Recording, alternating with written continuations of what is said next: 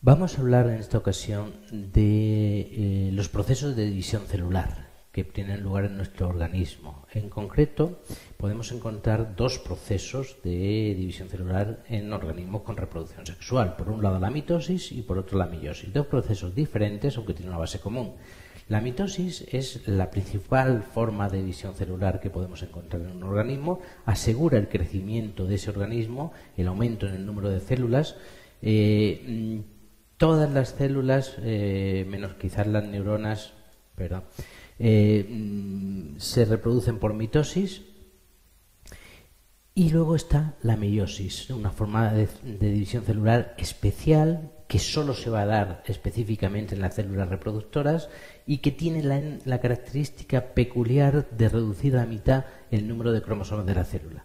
Por lo tanto, asegura la formación de gametos, óvulos en la mujer con 23 cromosomas, espermatozoides en el varón con 23 cromosomas para que luego se puedan fusionar y formar el cigoto en la fecundación. Por lo tanto, la mitosis es la división por antonomasia en el organismo para asegurar su crecimiento y la meiosis es una división específica de las células que tienen que asegurar la reproducción sexual y solo en esas células se va a producir.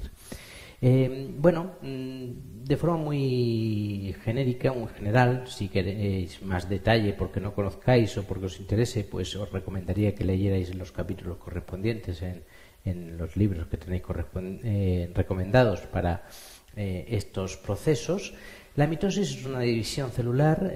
muy extendida, por lo tanto, y que en ella podemos diferenciar varias fases. Una interfase, que es donde la célula está en reposo, los cromosomas están deshilachados dentro de la célula, los centrómeros están juntos a un lado del núcleo. La profase empieza el proceso de división celular con la separación de los centrómeros y en el núcleo empezamos a ver cómo los cromosomas empiezan un proceso de condensación y empiezan a duplicarse, a generar la cromátida hermana, la copia del cromosoma, todo unido por el centrómero. Aquí hemos distinguido simplemente 4 cromosomas para simplificar el proceso. Llegamos entonces a la metafase, un momento en donde ya la membrana nuclear ha desaparecido, los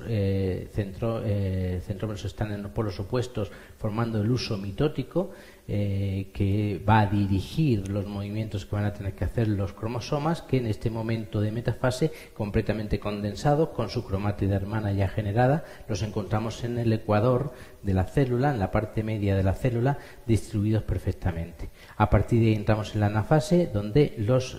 se produce el fenómeno de disyunción cromosómica, que es cuando los cromátidas hermanas, las copias del cromosoma, se separan por el centrómero y cada una de ellas tiene que dirigirse a un polo opuesto de las nuevas células, de las dos nuevas células en formación. Así llegamos a la telofase, cuando esos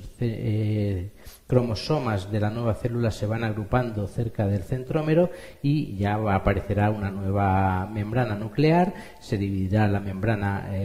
celular y tendremos dos células que, una vez deshilachados los cromosomas, serán exactamente iguales, idénticas a la célula original. Simplemente se ha duplicado a sí misma a través de este proceso, asegurando que las dos tengan la misma carga cromosómica. La meiosis es una división celular específica de las células reproductoras, va a reducir a la mitad el número de cromosomas, asegura la formación de los gametos, como hemos especificado. No vamos a entrar a detallarla aquí en este vídeo porque es un proceso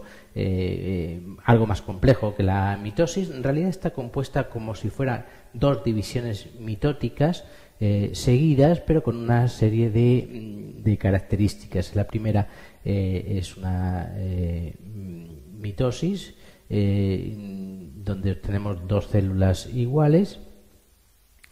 y en la segunda lo que obtenemos es una reducción a la mitad de los cromosomas,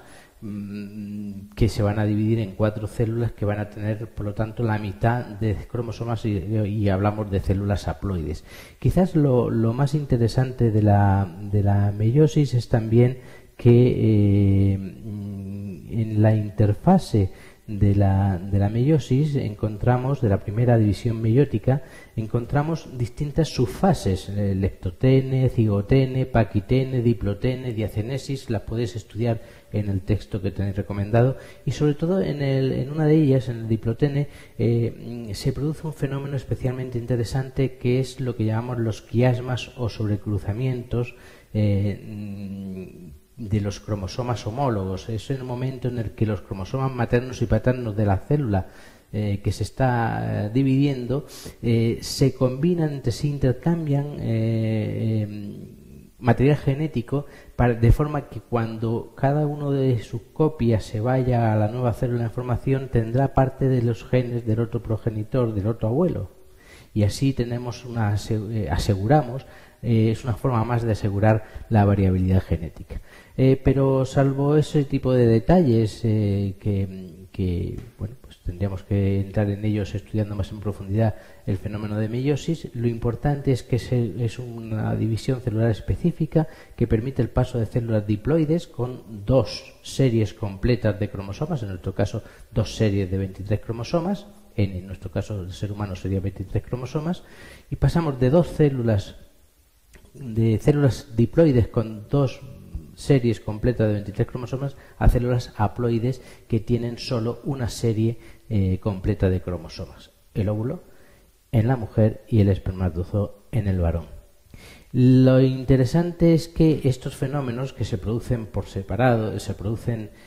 tienen una cierta diferencia en el hombre y en la mujer. En el varón, este proceso de formación de los espermatozoos, el proceso de meiosis de los espermatozoos, es la espermatogénesis. Es un proceso en el que a partir de una célula primitiva, el espermatogonio con 2N cromosomas, 2 series de 23 cromosomas, a partir de que el varón entra en la madurez sexual, van a producirse espermatocitos primarios que entran en división meiótica, que dan lugar a cada espermatocito primario diploide da lugar a 2 espermatocitos secundarios ya haploides, que entran en la segunda división meiótica y dan lugar a 4 espermátides que cuando maduran se convierten en 4 espermatozoides capaces de fecundar. A lo largo de este proceso, obviamente, se podrían producir anomalías cromosómicas si fallan los procesos de disyunción cromosómica, de reparto de los cromosomas entre las 2 células en formación, entre las células de formación, etcétera, etcétera. En la mujer, el proceso de ovogénesis, de formación de óvulos, tiene algunas diferencias. Primero, en que todos los ogonios, todas las células primitivas que van a poder dar lugar a óvulos al final, que son diploides, están en la mujer en el tercer mes de desarrollo embrionario, están ya en el cuerpo de la mujer, y a partir de ahí es como si se congelasen en ese proceso de división, en el estado de ocito primario, y van a paralizar la profase de la primera división meiótica hasta que la mujer entre en la madurez sexual, y en cada ciclo menstrual se va a desprender una de estas células que va a ser la que se divida en el ocito secundario, y una célula que no es luego fecundable, que es el cuerpo polar, y que podría estar ahí para recibir las anomalías que pudieran producirse, de forma que el ocito secundario fuera lo más puro posible, lo más limpio de cualquier tipo de anomalía. Durante el deceso de la tropa de Falopio se produce la segunda división meiótica, en donde el ocito secundario se divide en ótide y el cuerpo polar,